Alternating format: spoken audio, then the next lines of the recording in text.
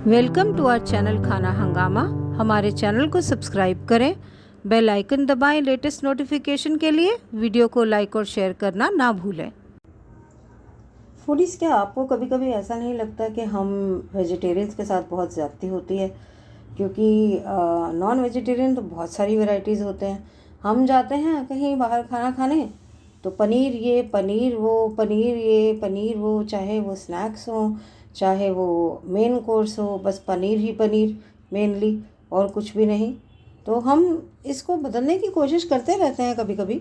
तो आज उसी एंडेवर में हम आज बनाएंगे वेज गलौटी कबाब। और मुझे यकीन है आप अगर वेजिटेरियन हैं तो आप तो खाएंगे ही खाएंगे, नॉन वेजिटेरियन भी आगे से नॉर्मल गलौटी कबाब की जगह ये खाना शुरू कर देंगे। तो देखिए मेन इंग्रेडिएंट्स यहाँ पर है। मेरे पास आधा कप काजू जिसे मैं फ्राई करूँगी अभी। आधा ये 3/4 कप है मेरे पास फ्राइड अनियन। मैं ऑलरेडी डिहाइड्रेटेड फ्राइड अनियन पड़े थे मेरे पास तो मैं उन्हीं को यूज़ कर रही हूँ। अगर आप फ्रेश अनियन को फ्राई करते हैं तो 3 मीडियम साइज़ के अनियन स्लाइस करके उन्हें फ्राई कर लीजिए। तो इसको भी एक बार ये फ्राई करूँगी काजू, तो उसके बाद हल्का सा डाल दूँगी ताकि हल्की सी गर्माइश आ जाए। यहाँ पर मेरे पास है 2 पैकेट यानी कि 400 ग्राम मशरूम। इनको देखिए मैंने काट कर पानी में इसलिए डाला है क्योंकि इसको पहले 4 से 5 मिनट बॉईल करना पड़ेगा। तो जब तक ये बॉईल होते हैं तब तक हम अपना काजू जो है उसको फ्राई कर लेंगे। तो अब इसे मैं रख देती हूँ गैस पर और तेल रख देती हूँ काजू के लिए। लीजिए इसे मैंने चढ़ा दिया गैस पर। अब अगर आप प्याज भी फ्राई कर रहे होते और काजू भी फ्राई कर रहे होते तब तो आपको ज़्यादा ऑयल चाहिए होता, तकरीबन आधा कप। पर क्योंकि मुझे खाली काजू फ्राई करना है और बाद में मशरूम को भी एक्चुअली पीस कर फ्राई करना होगा सेम तेल में, तो इसीलिए मैंने यहाँ पर 2 टेबलस्पून ऑयल लिया है। आधा कप बहुत ज़्यादा हो जाएगा तो मैंने खाली 2 टेबलस्पून लिया है। तो अब ये काजू डाल रही हूँ इसमें और इनको फटाफट से फ्राई करके गोल्डन ब्राउन करके और हम इसे निकाल लेंगे। सेक मैंने रखा है बिल्कुल कम। काजू देखिए हल्के हल्के रंग चेंज करना शुरू कर चुके हैं, पूरी तरह से गोल्डन ब्राउन हो जाएंगे अभी एक आधा मिनट में ही। तो फिर मैं इनको निकाल लूँगी और आप देख सकते हैं साथ के साथ ही रंग चेंज करते जा रहे हैं बात करते करते ही। तो ये होने ही वाले हैं। तो साथ के साथ मैं इसमें डिहाइड्रेटेड अनियन सिर्फ इसलिए डाल रही हूँ कि इनमें भी थोड़ा सा हल्का सा मॉइस्चर आ जाए क्योंकि ये फ्राइड तो ऑलरेडी है। तो ये करके अब मैं इनको निकाल लूँगी। इसको निकाल के फिर हम इसको ठंडा करके पीसेंगे। देखिए इन्हें फ्राई कर लेंगे हम और अभी भी कितना सारा ऑयल बच गया है। और आप देख सकते हैं मशरूम में कितना झाग आता है। बिल्कुल ऐसे ही मैंने सेक कम कर दिया ताकि ये गिरे नहीं, बट ये बिल्कुल ऐसे ही होता है जैसे आप मटन बनाते हैं तो बॉईल करते हैं तो इतना झाग आता है, उस तरीके का इसमें भी आता है। तो अभी मैंने आपको खाली दिखाने के लिए सेक कम किया है। मैं दोबारा तेज़ सेक करके इस सारे झाग को ऊपर से निकाल दूँगी क्योंकि ये सारा गंद होता है। ऑल्दो हम धो के यूज़ करते हैं फिर भी ये आ ही जाता है, तो इसको निकालना भी ज़रूरी है। इन्हें उबलते 4 से 5 मिनट हो चुके हैं तो मैं अब गैस कर रही हूँ बंद और फिर इनको छान लूँगी। ठंडे हो जाएंगे तो ये भी पीस लूँगी। काजू और अनियन बिल्कुल अभी अभी ठंडा हुआ है तो इनको छानने के बाद अभी वो भी पीस लूँगी।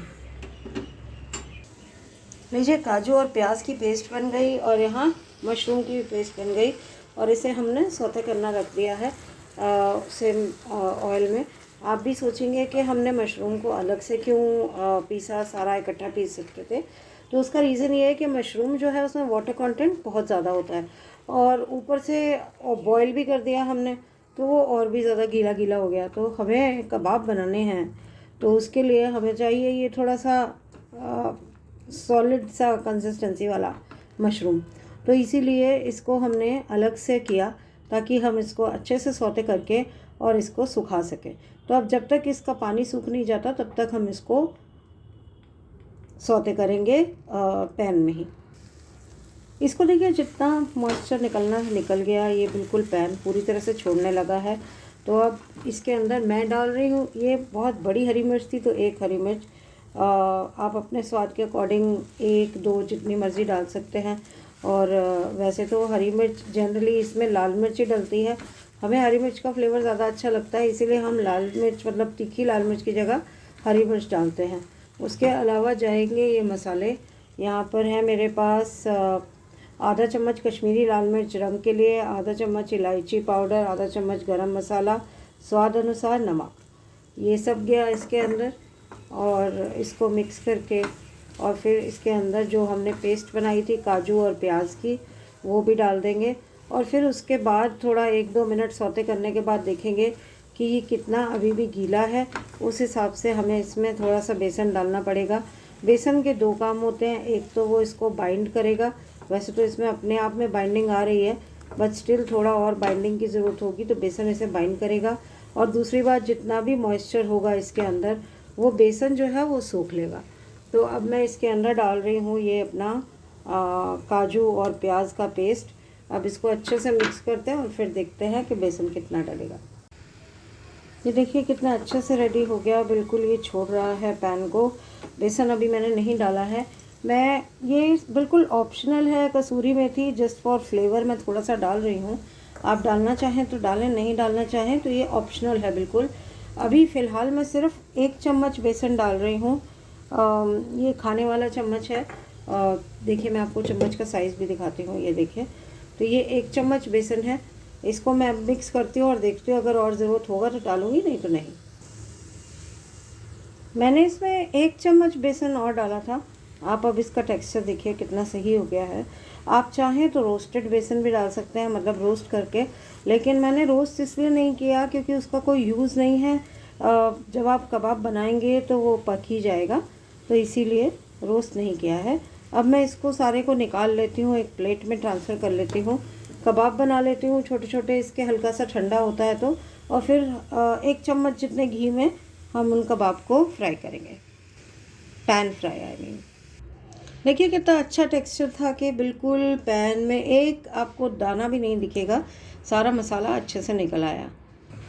तो मैंने यहाँ पर डाल दिया है 1 चम्मच जितना घी, देखिए ये पिघल भी गया है। और यहाँ पर मेरे ये रेडी हैं कबाब्स, तो मैं इनको अब पैन फ्राई करूँगी इसमें पैन में डाल के, और थोड़ा कम सेक ही रखेंगे, मीडियम और मीडियम सेक पर करेंगे इसे। तो लीजिए हमारे super soft juicy mushroom galouti kebab ready हैं। आप इनको एंजॉय कीजिए सॉस के साथ, चटनी के साथ, या जैसे भी आप चाहें। और अगर चैनल सब्सक्राइब नहीं किया तो सब्सक्राइब करके बेल आइकन दबा दीजिए। ये रेसिपी पसंद आई तो थम्स अप दीजिए, अपने फ्रेंड्स के साथ शेयर कीजिए और मैक्सिमम से मैक्सिमम शेयर कीजिए। अपने कमेंट्स दीजिए हमें कि आपको कैसी लगी ये रेसिपी। मिलते हैं किसी और एक दिन किसी और एक नए वीडियो के साथ। तब तक हंसते रहिए, मुस्कुराते रहिए। Take care and bye bye.